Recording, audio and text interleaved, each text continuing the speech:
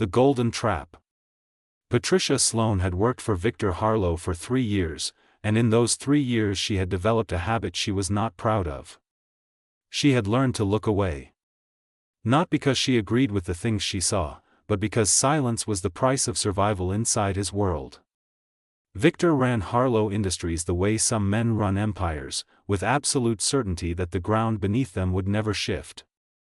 He was 46 years old, sharp-jawed, perpetually impatient, and possessed of the kind of confidence that fills a room before the man himself does. He had built his technology company from a 2-room office into a name that appeared in financial headlines 3 times a week.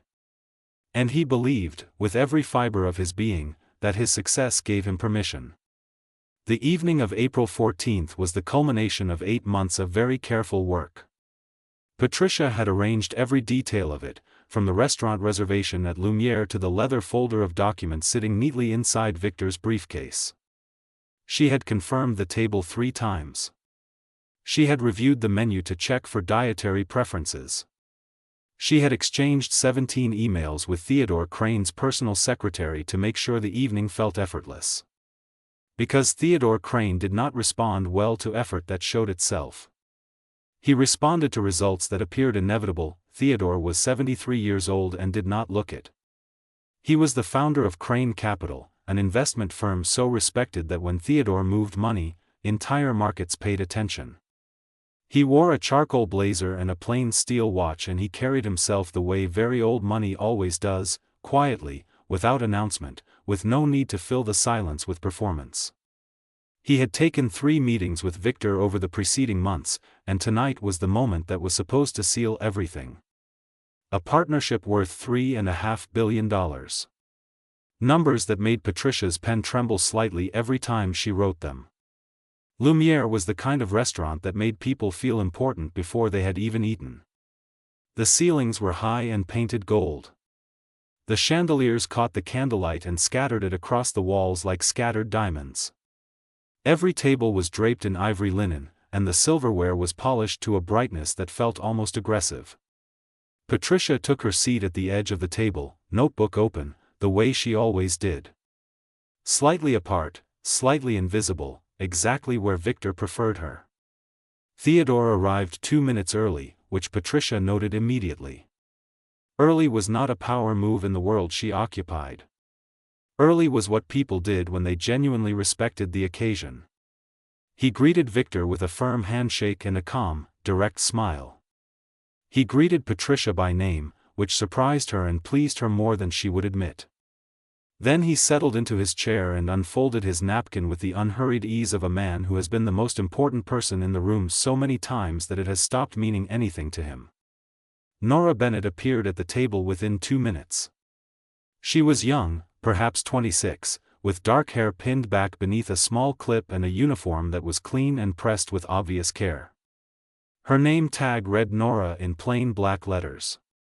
She had the look of someone carrying a long shift behind her eyes but choosing not to let it travel to her face.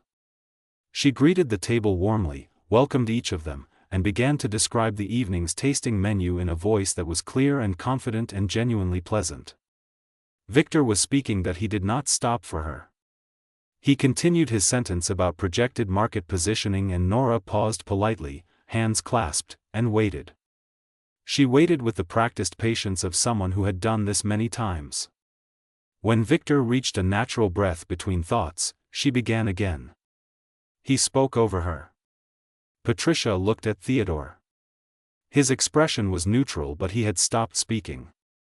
He was watching. Nora waited again. This time Victor turned his head slightly, not to look at her but in the direction of her voice, the way a person turns toward an annoying sound without fully acknowledging its source. "Water," he said. "Sparkling. And not what this place usually serves. I want the European bottle, not the local one." "Of course," Nora said pleasantly. "Right away."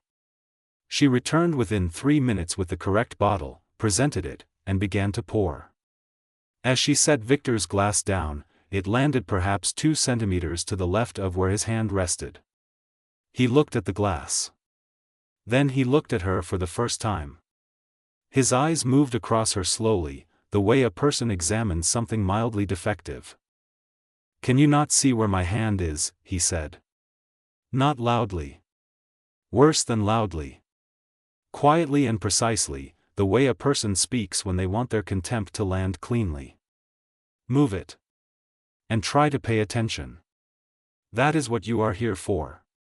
Nora moved the glass without a word. Her face remained composed.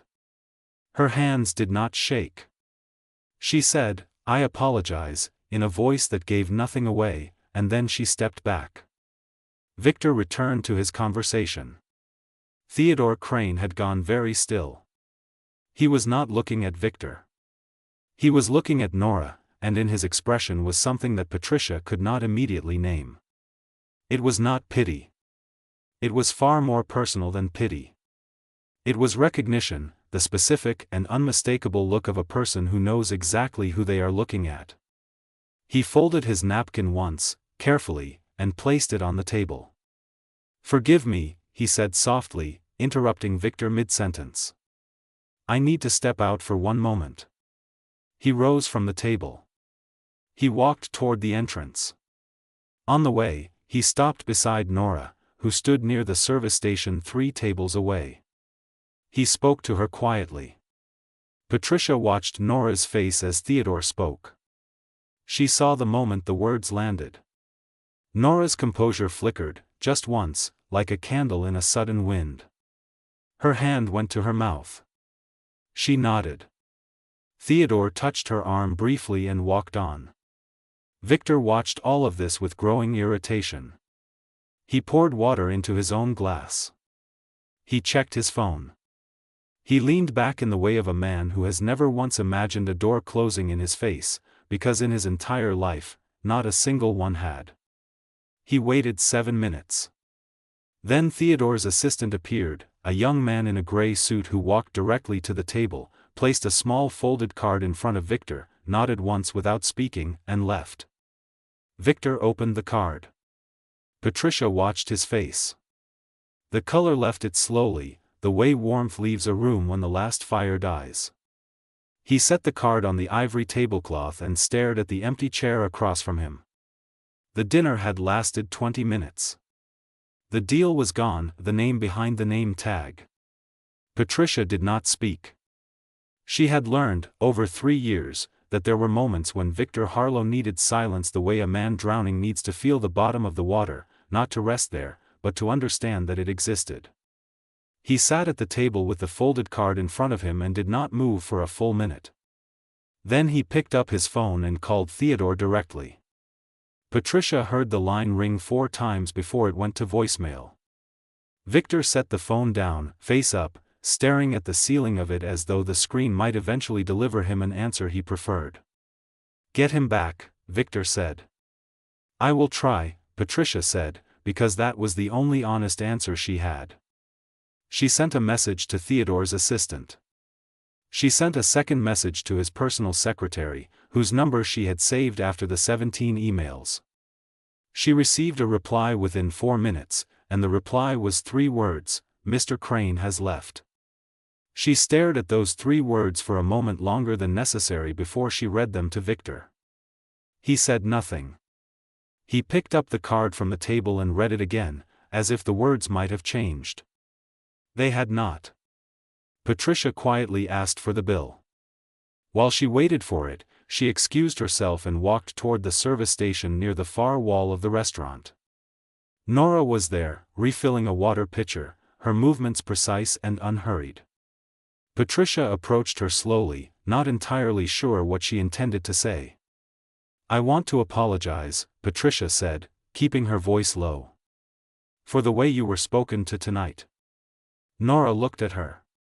Her expression was measured and careful, the expression of a person who has heard apologies before and knows they come in different shapes, some genuine and some simply convenient. "You don't need to apologize," Nora said. "It wasn't your behavior." "I know," Patricia said. "I still want to." There was a pause between them. Then Nora set the pitcher down on the counter and turned to face her fully. "Can I ask you something?" Nora said. "Yes." That man you came with tonight. Victor Harlow. Does he know who Theodore Crane is to me? Patricia felt the question settle over her like cold water. I don't think so, she said slowly.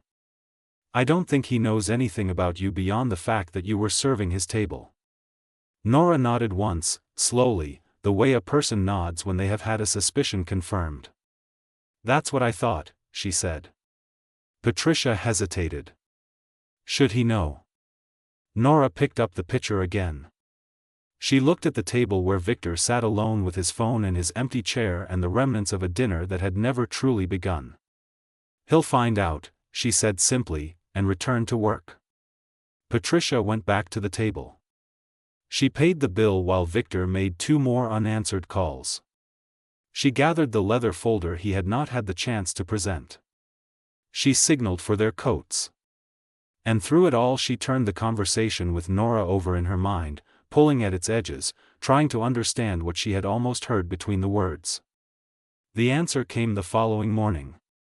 Patricia arrived at the office at 7:45 to find 3 missed calls from Theodore Crane's secretary and a single email marked urgent. She opened the email before she had taken off her coat.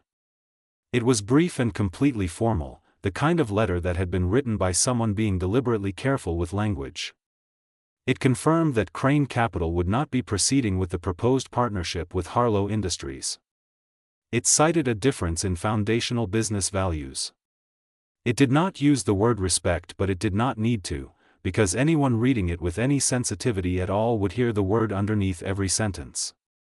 Patricia printed the email and brought it to Victor's office. He read it standing up, which was how he read things he did not want to believe. He read it twice. Then he sat down. Get me Theodore Crane, he said. I've already tried twice this morning, Patricia said. His secretary says he's unavailable. Victor stood up again. Then find out what happened. Find out who that waitress was. Find out why he stopped everything over a glass of water being moved 2 inches. Patricia had already spent part of the previous night doing exactly that. She had searched Nora Bennett's name, which was not difficult to find because she had a small professional profile on a non-profit organization's website. The organization was called the Crane Foundation. It funded scholarships for young people from low-income families who wanted to study business or law. The Crane Foundation had been established by Theodore Crane in honor of his late wife, Margaret, and in memory of his daughter, who had died in a car accident at 31, leaving behind a young daughter of her own. That daughter's name was Nora. Nora Bennett was Theodore Crane's granddaughter. Patricia sat down slowly in the chair across from Victor's desk and she looked at him for a long time before she said anything. She had prepared the words, but she found, when the moment came, that they did not feel like enough. Nothing about the situation felt like enough. It was not the scale of the error she was struggling with. It was the shape of it. The smallness. The fact that a glass of water, moved 2 inches to the left, had revealed everything that needed to be known. The waitress, Patricia said finally, is Theodore Crane's granddaughter. Victor stared at her. She works there on Wednesday evenings, Patricia continued, keeping her voice level. She has worked there for 2 years. She is also completing a master's degree in finance. She has published 2 essays in industry journals. Theodore's foundation has supported her education from the beginning. He came to that dinner knowing she would be there. It was, according to the foundation's public records, something he did regularly. He liked to see her working. He was proud of her. The silence in the room was enormous. Victor's mouth opened slightly. He was not a man who lost words easily. He had faced boardrooms and hostile negotiations and press conferences during company crises. But in that moment, with that particular truth arranged in front of him, he appeared to be searching for a language he did not yet know how to speak. He set me up, Victor said at last. Patricia looked at him carefully. He gave you a din. What the mirror showed him. 3 days passed before Victor Harlow said anything about the deal that did not involve the word recovery or strategy or alternative pathway. Patricia watched him move through those days the way she watched difficult weather move across a city, not with any hope of stopping it, but with a quiet attention to what it would leave behind. He made phone calls. He had meetings. He instructed his press team to say nothing publicly. He contacted 2 other investment firms whose names had appeared on earlier shortlists. Both were polite. Both already knew. In the world of serious capital, news about Theodore Crane's decisions did not need a press release. It traveled the way important information always travels between powerful people, quietly and with absolute accuracy. By the end of the week, the atmosphere inside Harlow Industries had the particular quality of air before a long rain. People who had been loud became careful. People who had been confident became precise. The company was not in danger, Victor's empire was not crumbling overnight, but the loss of the Crane Capital Partnership had removed something that money cannot simply replace, a kind of credibility that only specific partnerships can provide. Several smaller investors began sending cautious emails to their account managers. A journalist from a financial publication left a voicemail requesting a comment about strategic direction. The questions were polite and the questions were merciless. Patricia processed all of it. She scheduled. She redirected. She sent responses in Victor's name that were carefully worded and revealed nothing. She did her job with the same precision she had always brought to it, except that something inside her had shifted, quietly but completely, like a piece of furniture moved 1 inch that changes the entire feeling of a room. On Thursday morning, Nora Bennett was waiting in the lobby of Harlow Industries. Patricia recognized her immediately and felt the recognition as a small, sharp thing behind her sternum. Nora was dressed differently than she had been at the restaurant: dark trousers, a simple white blouse, a leather portfolio tucked under her arm. She stood with the same composure she had shown at the table 4 nights ago, the composure of someone who does not require the room to adjust itself around them. "I asked to speak with Mr. Harlow," Nora said when Patricia approached. "His receptionist said someone would come down." "She contacted me," Patricia said. "Victor's schedule is very tight this week." "I understand," Nora said. "I don't need much time." Patricia looked at her for a moment. "May I ask what this is about?" Nora looked back at her with the same direct, unguarded attention she had used in the restaurant, the kind of gaze that does not perform itself. "My grandfather didn't ask me to come," Nora said. "I want to be clear about that. He doesn't know I'm here. I came because I thought it was the right thing to do, and I have believed in doing the right thing even when it is not the easy thing." Patricia brought her upstairs. Victor's expression when he saw Nora in the doorway of his office was not the expression Patricia expected. She had anticipated the arrogance, or a variation of it. What she saw instead was something rawer. Something closer to the face of a man caught in an act. He stood behind his desk and did not speak for 2 full seconds, which for Victor Harlow was a very long time. Nora sat across from him without being invited to. She placed her portfolio on her knee. She looked at him calmly. "I'm not here to punish you," she said. "I want to say that first, because I think that's what you're expecting." Victor said nothing. "I'm here because my grandfather raised me to believe that silence, in certain moments, is its own kind of dishonesty." She looked at her hands once, then back up at him. "You spoke to me at that restaurant the way people sometimes speak to workers they have decided are invisible. And I want you to understand that I have spent my entire life being told by circumstances to stay invisible, and I have refused to do it every single time. Not because I needed anyone to notice me, but because I knew my own worth, even when no one else in the room could be bothered to find out." The room was completely still. Nora continued. "My grandmother worked 3 jobs when my grandfather was building Crane Capital. She cleaned offices at night. She answered phones during the day. She delivered groceries on Saturday mornings. Theodore Crane knows what it means to be the person in the room that someone important decides not to see. That is exactly why, when he saw what happened at that dinner, he did not stay. Victor cleared his throat. It was the smallest sound, but it was the most human thing Patricia had heard from him in weeks. "Miss Bennet," he said, and his voice had a quality it rarely carried, uncertain at its edges. "I owe you an apology." Nora nodded once. "You do." "I behaved badly," he said. "I dismissed you in a way that had nothing to do with who you are. I made an assumption about you based on nothing." "Based on my uniform," Nora said. "Yes," he said quietly. There was a long pause. "Then I accept your apology," Nora said. "Not because it changes what happened. But because I believe that people can be better than their worst moments, if they choose to be." She stood, picked up her portfolio, and walked to the door. Then she paused without turning fully around. "My grandfather doesn't give second chances easily," she said. "But he gives them.